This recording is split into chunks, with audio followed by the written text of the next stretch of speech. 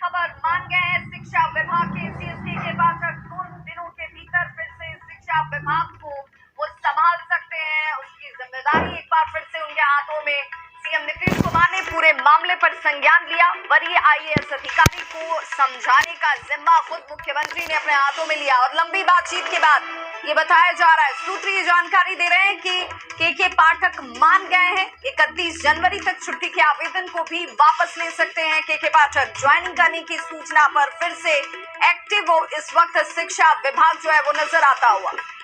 और संवाददाता रजनीश हमारे साथ इस वक्त बड़ी जानकारी के साथ। रजनीश, के पाठक को मुख्यमंत्री ने मना लिया।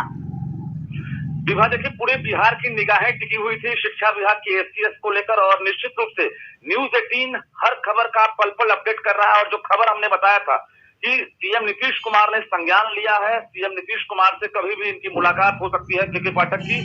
हालांकि तबीयत इनकी अस्वस्थ है ये बताया गया और के पाठक सीएम हाउस आज नहीं जा सके, लेकिन उसके बदले कई जो वरीय आईएएस अधिकारी हैं उन्हें जिम्मा दिया गया था, जो हमारे पास खबर आ रही है।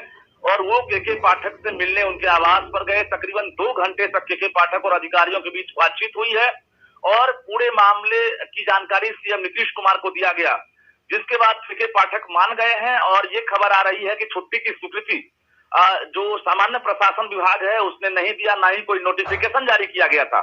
31 जनवरी तक इन्होंने जो आवेदन दिया था लीव के लिए, उस आवेदन को के पाठक अब वापस ले सकते हैं और कल से कभी भी शिक्षा विभाग के एसटीएस पद पर के पाठक ज्वाइन कर सकते हैं।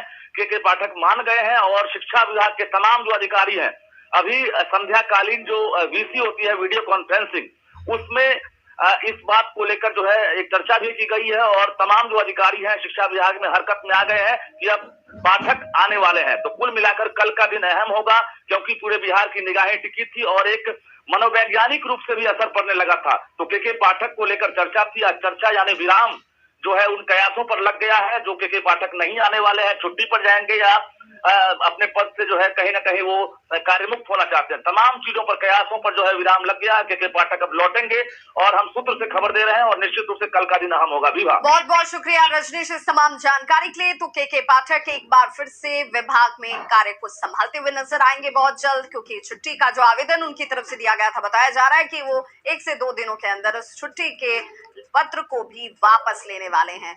इस जानकारी के लिए बहुत बहुत शुक्रिया। और इस बुलेटिन में शिक्षा विभाग के एससीएस के पाठक के बारे में सूचना देने जा रहे हैं, ध्यान से सुनिएगा।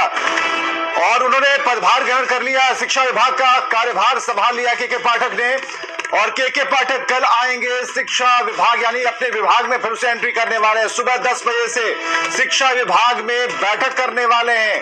और खबर है कि मुख्यमंत्री नीतीश कुमार ने पूरे मामले पर संज्ञान लिया था। सीनियर अधिकारियों को उन्हें समझाने का जिम्मा दिया गया था कि के पाठक को जाइए, समझाइए और उन्हें लेकर आइए। और आखिरकार बात बन गई। लंबी बातचीत के बाद के पाठक मान गए हैं। सीएम नीतीश की पहल पर के पाठक मान गए। और रजनीश हमारे साथ फोन लाइन पर है। रजनीश, कल 10 बजे का समय है जब अपने विभाग पहुंचेंगे के पाठक।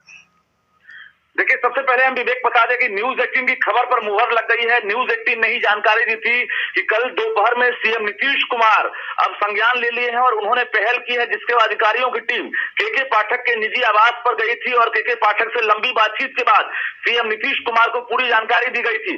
जिसके बाद शाम 5:30 बजे के आसपास के पाठक खुद सीएम आवास गए थे और सीएम नीतीश कुमार से इन्होंने फिजिकली मुलाकात की और काफी देर तक बातचीत हुई। सीएम ने इन्हें भरोसा दिया, आप काम कीजिए, आपको काम में कहीं से हस्तक्षेप नहीं किया जाएगा।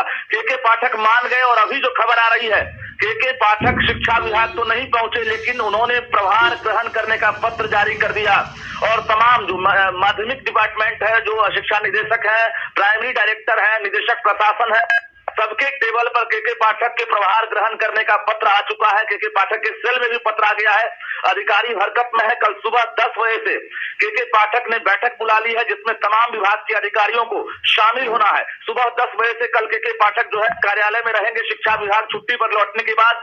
और एक्शन नजर आएगा। कुल मिलाकर कयासों का दौर खत्म हुआ और न्यूज 18 ने लगातार कहा के पाठक मान गए। हमने सबसे पहले जानकारी दी थी और जिसके बाद हमारी खबर पर मुहर लगी और कल से के पाठक आपको उसी रूप में उसी अंदाज में नजर आएंगे और बिहार के शिक्षकों के बीच, छात्रों के बीच फिर से ये निरीक्षण करते और एक्शन लेते दिखेंगे। विवेक, बहुत बहुत शुक्रिया रजीश तमाम जानकारियों के लिए, बातचीत के लिए। तो कल सुबह 10 बजे के पाठक अपनी कुर्सी पर विराजमान होंगे और के पाठक के काम करने का तरीका सभी जानते हैं। कड़क अधिकारी नहीं बल्कि शिक्षा व्यवस्था में सुधार के लिए कृत संकल्प हैं। और के पाठक कल जब अपने दफ्तर में मौजूद होंगे तो कभी समय वो अपने दफ्तर में होते हैं, ज्यादातर आप उनको देखते हैं जिलेवार तरीके से औचक निरीक्षण करते हुए। और ऐसे में कल शिक्षा विभाग जो है के पाठक के साथ होगा और कल एक बड़ी बैठक भी होने वाली है। तो दोस्तों, आपने सुना के पाठक जो हैं वो फिर से शिक्षा विभाग में लौट चुके हैं। तो दोस्तों, साथ ही कोचिंग संस्थानों में 16 साल से कम उम्र के छात्रों को प्रवेश नहीं।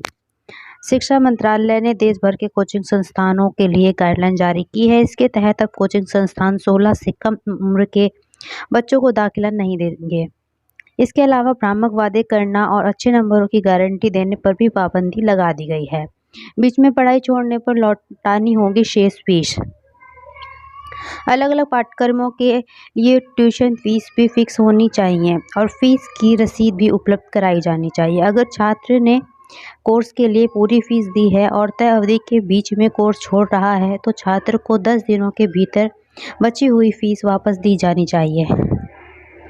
शिक्षा मंत्रालय ने भ्रामक वादों पर भी रोक लगाई। वेबसाइट पर जानकारी देनी होगी, मनोवैज्ञानिक होंगे। नए शिक्षक भी जांचेंगे उत्तर पुस्तिकाएं। माध्यमिक शिक्षा निदेशक ने बिहार विद्यालय परीक्षा समिति के सचिव को पत्र लिखा।